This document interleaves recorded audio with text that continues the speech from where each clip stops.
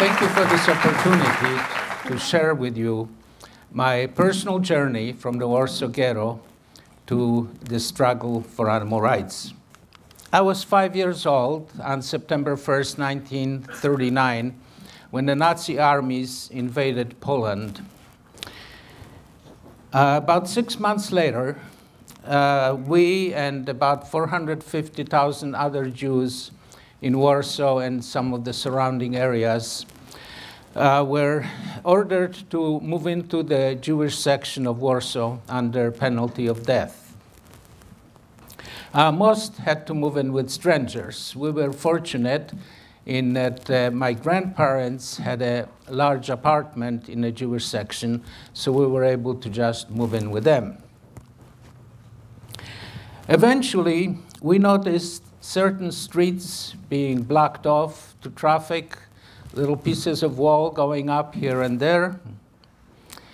By November 16, 1940, the walls were joined and the streets were blocked and the Warsaw Ghetto was burned. As I said, there were about 450,000 of us. The area of the ghetto was about 5 square kilometers. If you do the calculations, it'll work out to roughly 10 times the population density of Tel Aviv, and you know how crowded that is. Crowding and food shortages became unbearable. Typhus became epidemic, with victims lining the streets. During the first year, an estimated 80 to 100,000 Jews perished from hunger and disease. We did our best to cope with these hardships. There were illegal workshops created to manufacture clothing that was then exported outside the ghetto by children and traded for food. There were health clinics, public soup kitchens, orphanages, libraries, and even a rudimentary school system.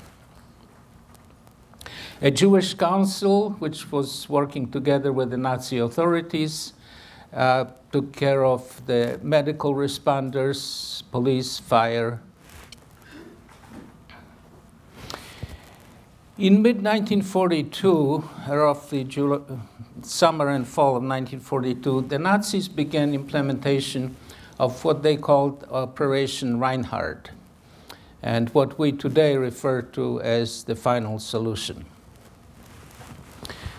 Between July and September, they dragged several 100,000 of Jews from the Warsaw Ghetto to the death camps of Treblinka and Auschwitz.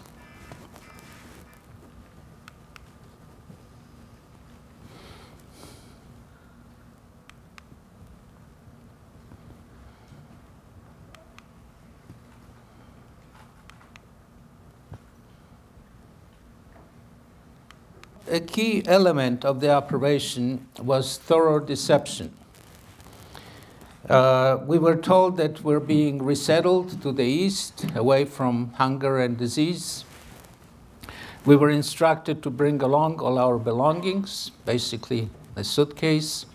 We were told to make sure to put our name on the suitcase in case we were separated. Even the Treblinka gas chamber was decorated with the Star of David to simulate a synagogue. It is estimated that nearly 1 million Jews were exterminated in Treblinka and many more in Auschwitz. They left behind only piles of suitcases, shoes, glasses, hair, and charred bones. Silent memorials to the thousands of sentient living beings who were no more. On April 19th of 1943, several thousand Nazi troops, supported by tanks, entered the ghetto to exterminate the survivors. They were met by vigorous resistance, which lasted 4 weeks. The date of April 19th, the date of the ghetto uprising, is now celebrated throughout the world as Yom HaShoah, Holocaust Day. And here in Israel, of course, you observe it according to the Jewish calendar. On May 16th, after leveling every single building in the ghetto and exterminating any survivors, General Jürgen Stropp reported to Hitler that the Warsaw Ghetto was no more.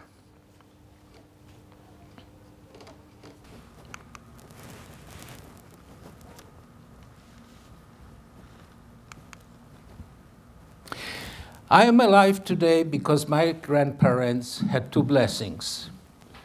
They had some gold jewelry, and they had a live-in Russian maid named Yuliana.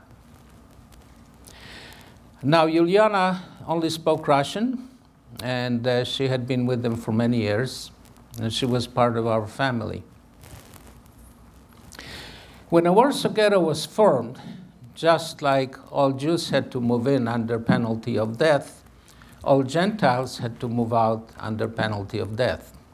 Pretty much anything was under penalty of death, as you can gather. Yuliana refused to leave. Some years earlier, in order to maintain her Russian heritage and culture, she joined a white Russian society, which was the only Russian-speaking society in existence. The White Russians, for those of you who know this history of the early 19th century, 20th century, White Russians were the folks who fought with the Bolsheviks, and of course they lost and they were exiled. And the Germans cultivated the White Russians because they thought that after the war they would conquer Russia and use the White Russians as their puppets or proxies in running the country. So Yuliana went to her White Russian society and said that unless she was allowed to stay in a ghetto, she would commit suicide. And sure enough, she got 2 very important permits. One allowed her to go in and out of the ghetto, and the other, equally important, she was able to bring food in and out. So for a while, that worked well for us because we would give her money and she would buy food outside the ghetto and bring it in. Eventually, we ran out of money, so we would collect clothes from our friends and neighbors. She would wrap them around her body and take them outside, trade them for food, bring the food in, and we would distribute the food to the people who gave us clothes and so forth.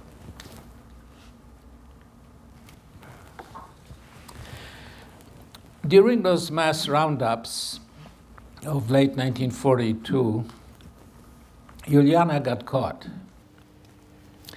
And she was barely able to extricate herself, even with all her permits. My grandmother decided that it was too dangerous for Yuliana to stay with us. She refused. There was a lot of going back and forth, arguing, crying. And finally she agreed, but only on one condition, which is that she would take me with her as her son.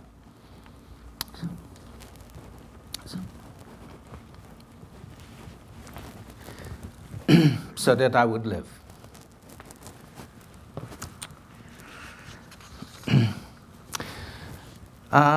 My grandparents gave Yuliana 3 batches of jewelry. One was for the guards at the ghetto gate, so they wouldn't ask too many questions about how Yuliana suddenly had a son. The second was for the hooligans outside the ghetto gate who were there to extract valuables from Jews that were escaping from the ghetto. And the third batch was so that Juliana could start a new life outside the ghetto. My father had a sister who married a Christian, and she passed this Christian. She never went into the ghetto. So Juliana brought me to my aunt's house. And eventually my mom and my dad were able to join me there as well. My aunt's partner was part of the underground, the Polish underground, and he was able to get us false papers so that we could start a life of 2.5 years in hiding from the Nazi authorities. It was a life of constant alerts to any suspicious sounds, statements, or glances, and occasional close calls. My dad lived separately under different names, so if one of us got caught, it wouldn't implicate the other. I was only 8 at that point, but I was a pretty smart kid, and my mother trained me to report anything out of the ordinary. And sure enough, shortly after we moved into this apartment, I was playing with other kids, and I overheard the mom of one of them saying to the other, "Who is that new kid?" And the other replied, "Oh, he moved into that second-floor apartment in the back where they took out those Jews, probably more Jews." And of course, I immediately ran home to report this to my mom. She then packed our bags and told the superintendent that I wasn't feeling well, and we were moving out to the countryside so I could get some fresh air and recover. We moved in with into a farmhouse. We rented a room which was run by a woman who had 3 sons. The woman didn't want to divide the farm among the 3 sons, so she selected one of them to run the farm with her. The other 2 were living in Warsaw, holding regular jobs. So the issue came up, we didn't have any money. So my mother started going to Warsaw, buying clothes at the street markets, bringing them to the countryside and trading them for food or money. And it got to the point where she became very friendly with all the villagers. She was walking from village to village with all the clothes in her backpack. And at one point, she arrived in a village, and one of her friends said, "I have a funny story to tell you. There is this guy who owns the clothing store up here, and he never liked you because you're underselling him. And you'd never believe it, but he said that he thinks you're Jewish, and he's going to call the Gestapo to make sure. And I know you're not Jewish, but I'm concerned about your merchandise. When they come, they'll take all your merchandise because what you're doing is illegal, so that wouldn't be a good idea." And my mom thought that was pretty funny, that somebody would think she was Jewish, so she bid him goodbye and walked slowly away till she was out of sight, and then she dropped her backpack and broke into a run. She arrived at the farmhouse after several hours, roughly around midnight. And she said to the woman, "I have to go to Warsaw immediately." The woman woke up the son, said, "Hitch up the horses." He tried to argue. She said, "Don't argue with me. Take this woman to the train station." And we were off to Warsaw. Of course, much happened since then, but just to make a long story short, after the war, my mom came back from the labor camp where she was, and she knew the sons in Warsaw because when she was going back and forth to Warsaw, she would bring them food from the farm. And so she found the sons, and through the sons she found the mother. And she asked the woman, she said, you know, I came to you in the middle of the night. And I said I needed to go to Warsaw immediately. You didn't say anything. You just told the son to hitch up the horses. And the woman said, well, you know, I knew all along that you were Jewish, but I don't care about those things. And something else you should know, about an hour after you left, the Gestapo came.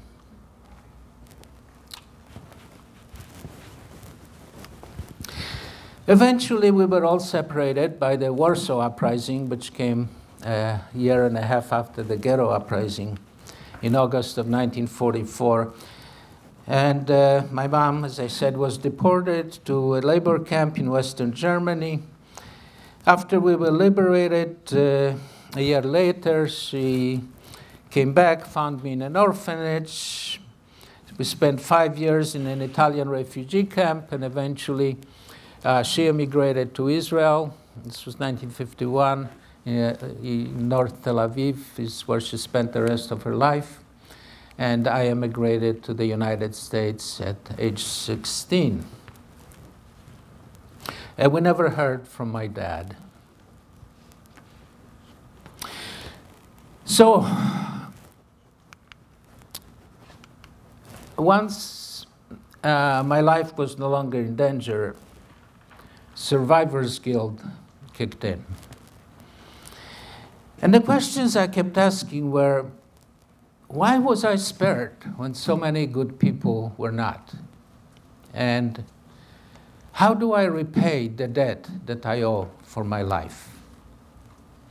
And the obvious answer was to do some good, to end oppression, that sort of thing.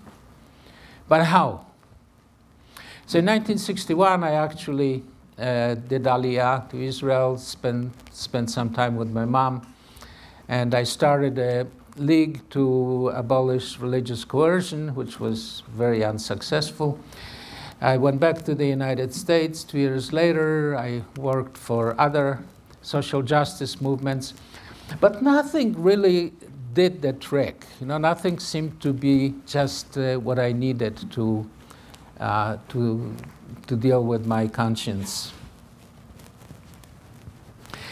So in 1972, I moved to Washington to work for an environmental consulting firm specializing in wastewater management. And a couple years later, they sent me to do the wastewater inventory at a slaughterhouse.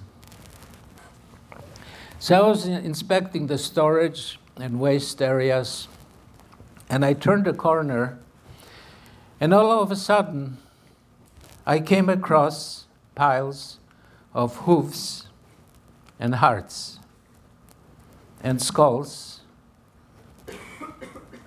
and discarded bodies, all silent testimonials to sentient living beings who were no more.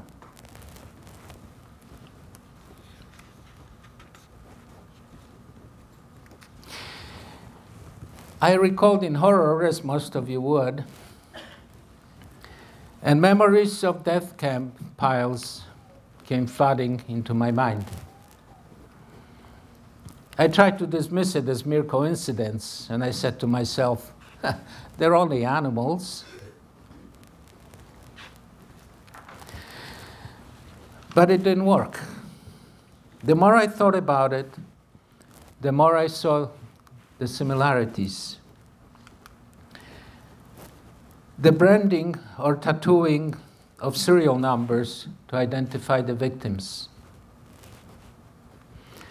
The use of cattle cars to transport us to death camps. The crowded housing of victims in wood crates. The arbitrary designation of who lives and who dies.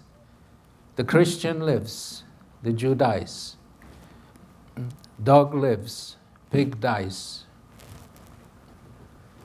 The constant vilification and abuse of the victims which would make the killing more accepted. And finally, as I mentioned, the deception about the horrors behind the death camp or the slaughterhouse walls. And while I was going through this turmoil, I came across a quote by Nobel Literature Laureate Isaac Bashevis Singer, who said, "To the animals, all people are Nazis, and life is an eternal Treblinka." And this is when I finally realized that there was a valid reason for my surviving the Holocaust. And there was a valid way to repay the debt I owed for surviving. This is when I realized that this is when I resolved to spend the rest of my life finding all forms of oppression, starting with the oppression of animals, and particularly the animals raised for food. My friends, the most appropriate way to honor the memory of my family and my people in our Holocaust is to show that their sacrifice had not been in vain, that it has taught us some vital, valuable lessons. And lesson number one is that oppression and slaughter of Jews, Armenians, Tutsis, Bosnians, people of color, gays, and yes, the animals are all linked. And they are linked not by the identity or the relative value of the victims. No, they are linked by the oppressive mindset. Yes, each episode of oppression is unique, particular to its victims. Our Holocaust is unique in the systematic way that one nation set out to wipe out another. The animal Holocaust is unique in overwhelming numbers, hundreds of millions every day. We did not end oppression when we won World War II. One lesson of the Holocaust is that we are all capable of oppression, and many of us actually, perhaps not in this room, but many of us actually subsidize the greatest oppression in the history of the humankind, which every time we shop for food. Most importantly, oppression can only survive through the silent cooperation of the general public. Millions of otherwise well-meaning, upstanding Germans and Polish citizens knew of the death camps in their midst and yet said nothing, just as we all know about the horrors of the factory farm and the slaughterhouse in our midst, and yet we say nothing. As Nobel Peace Laureate Elie Wiesel said, silence favors the oppressor, never the victim. But there's an important difference between them and us.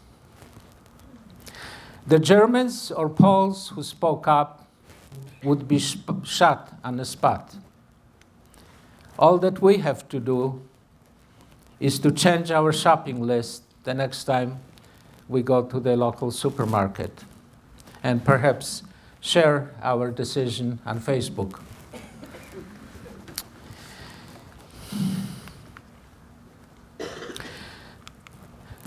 Theologians have long debated whether there is life after death. When it comes to animals raised for food, the question I ask is there life before death?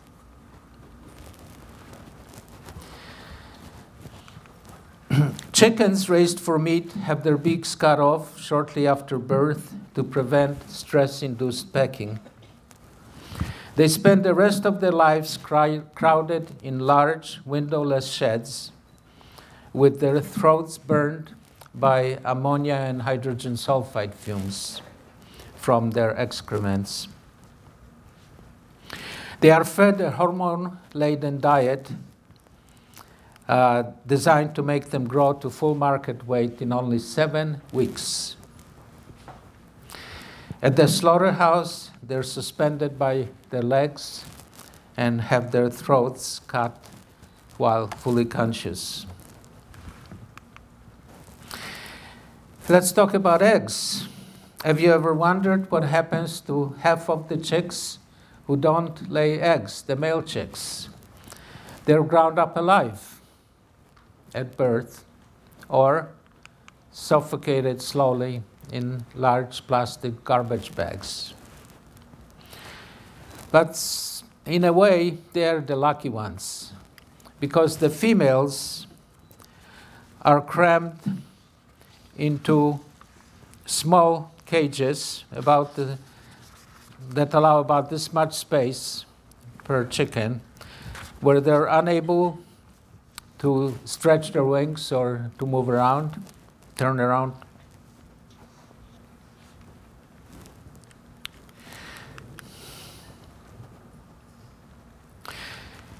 They are forced to stand on a sloping wire mesh floor that cuts painfully into their feet, while the wire mesh walls abrade their feathers and leave painful lesions on their bodies.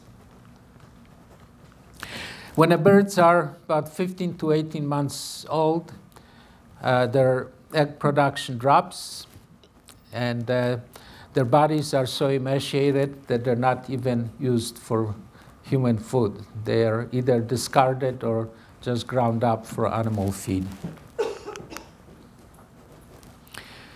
Dairy cows are raised in large, mechanized dairies with no access to the outdoors.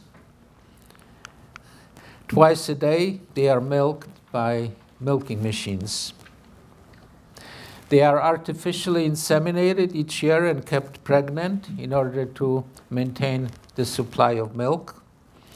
When their babies are born, they are torn from their mothers at birth so that they wouldn't imprint on the mothers, and so that humans can drink the milk that was intended for the babies. The cows search and bellow for the babies for days.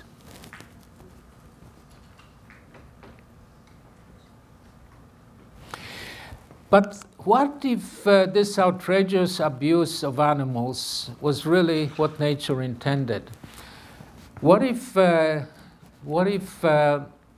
this kind of abuse was necessary and actually good for us and good for our environment? That would pose a real ethical challenge to each of us, wouldn't it? We would constantly have to trade off between doing well and doing good, between doing the right thing for ourselves and the right thing for the world. Well, let's take a look. So meat and dairy products are laden with saturated fats, cholesterol, hormones, pathogens, antibiotics, and excess protein. They lack complex carbohydrates, including fiber, and many essential vitamins and minerals. Consumption of animal products has been linked conclusively with increased risk of obesity, diabetes, heart disease, stroke, and several types of cancer. Conversely, fruits, vegetables, whole grains, and legumes supply all essential nutrients, proteins, carbohydrates, fiber, antioxidants, and a variety of phytonutrients which reduce the risk of heart and other chronic diseases. Plant-based foods contain little saturated fat, no cholesterol, and no drugs. Animal agriculture is more devastating to our natural environment than all other human activities combined. This devastation impacts land, water, air, and wildlife. Animals raised for food in the US produce 150 times as much waste as people do. This waste is stored in huge open cesspools which overflow into our water supplies during rains, storms. According to a 2006 report by the United Nations, as the previous speaker pointed out, animal agriculture generates 18% of man-made greenhouse gas emissions, and more recent studies think that it may be closer to 50%.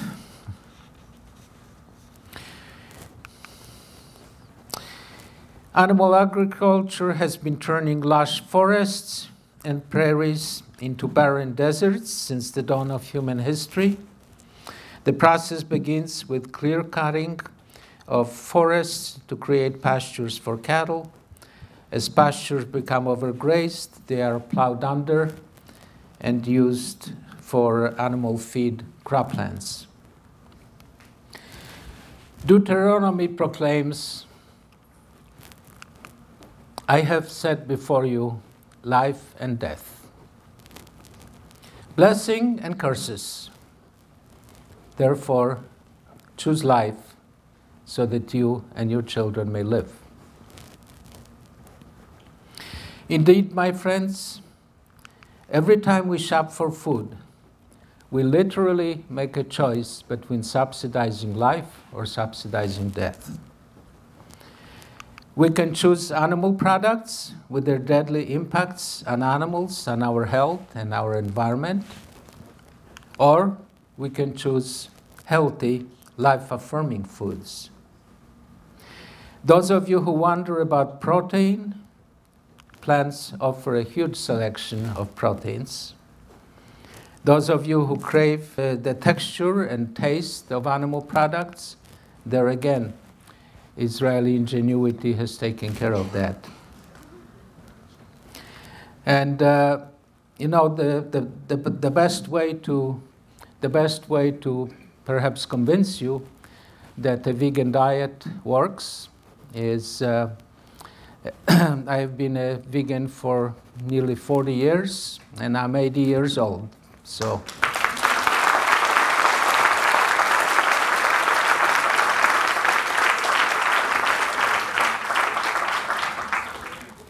When it comes to compassionate, healthy eating, my friends, Israel indeed has been a light unto the nations. As many as 13% of Israelis declare themselves as vegans or vegetarians. 25% are reducing their meat consumption. Even the president is a vegetarian. How about that? There are dozens and dozens of superior vegan restaurants. My friends, today is a great opportunity to become part of the trend, part of this glorious movement. I want to thank you again for this opportunity to share my journey from the Warsaw Ghetto to my personal struggle for animal rights and veganism. And I hope that you will all join me if you have not already. Thank you.